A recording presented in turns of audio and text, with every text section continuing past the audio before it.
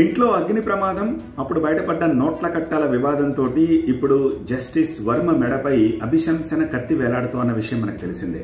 ఈ నేపథ్యంలో నిన్న సుప్రీంకోర్టులో ఈ కేసు విషయమై సుప్రీంకోర్టు ప్రధాన న్యాయమూర్తికి అలాగే ఈ కేసును వాదిస్తోన్న న్యాయవాదికి మధ్య ఒక ఆసక్తికరమైన సంవాదం నడిచింది.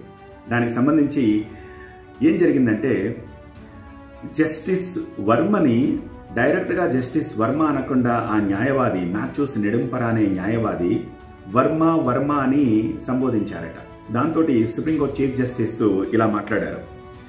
మీరొక న్యాయమూర్తి పేరును ప్రస్తావిస్తున్నారు, ఆయన ఇంకా కోర్టులో న్యాయమూర్తిగానే ఉన్నారు అని దేశ అత్యున్నత న్యాయస్థానం ప్రధాన న్యాయమూర్తి జస్టిస్ బిఆర్ గవాయ్ మ్యాథ్యూస్ తోటి అన్నారు. అప్పుడు మ్యాథ్యూస్ ఏం సమాధానం చెప్పారట, ఆయనకంత గొప్పదనాన్ని ఆపాదించాల్సిన అవసరం లేదనుకుంటున్నా పిటిషన్ని వెంటనే స్వీకరించాలి అని చెప్పేసి ఆయన కోరారు. దానికి సుప్రీంకోర్టు చీఫ్ జస్టిస్ గవాయ్ ఏమన్నారు, మీరు కోర్టును శాసించాలనుకోవద్దు అని చెప్పేసి హెచ్చరించారట. దానికి మ్యాథ్యూస్ ఏం చెప్పారు, నేను శాసించాలనుకోవట్లేదు, నేను విజ్ఞప్తి మాత్రమే చేస్తున్నానని చెప్పేసి మ్యాథ్యూస్ జస్టిస్ గవాయ్ తోటి మాట్లాడారట. విచారణకు స్వీకరించాలని పదే పదే న్యాయవాది విజ్ఞప్తి చేస్తుండటంతో ఆగ్రహించిన సిజేఐ ఇప్పటికిప్పుడు కేసును డిస్మిస్ చేస్తాను అని చెప్పేసి అన్నారట. దానికి న్యాయవాది ఏం సమాధానం చెప్పారట, కేసును డిస్మిస్ చేయడం అసాధ్యం, ఎఫ్ఐఆర్ నమోదు చేయాల్సిందే, జస్టిస్ వర్మ కూడా ఇదే కోరుకుంటున్నట్టుగా కనిపిస్తోంది, ఎఫ్ఐఆర్ నమోదు చేయండి అని అన్నారట.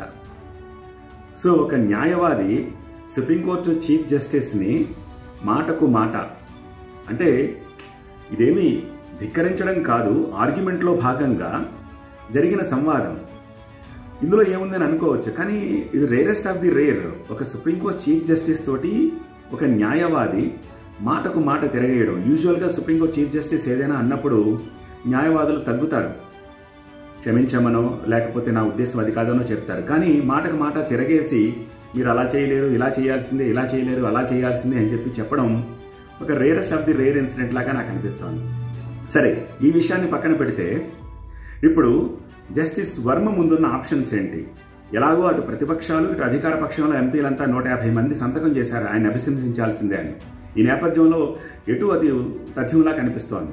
అటువంటప్పుడు అభిశంసన మరక వేసుకుని దేశంలో మొట్టమొదటి న్యాయమూర్తి అవుతారు. ఒకవేళ అలా అభిశంసనతోటి ఆయన్ని బయటకు పంపించాల్సి వస్తే ఆ అపవాదం మూటగట్టుకుంటారా, లేకపోతే గతంలో 2-3 ఇన్సిడెంట్లో ముందుగానే రెసిగ్నేషన్ చేసినట్టు వర్మ రాజీనామా చేసి వెళ్ళిపోతారా? మీరేమనుకుంటున్నారు? మీ కమెంట్ రాయండి.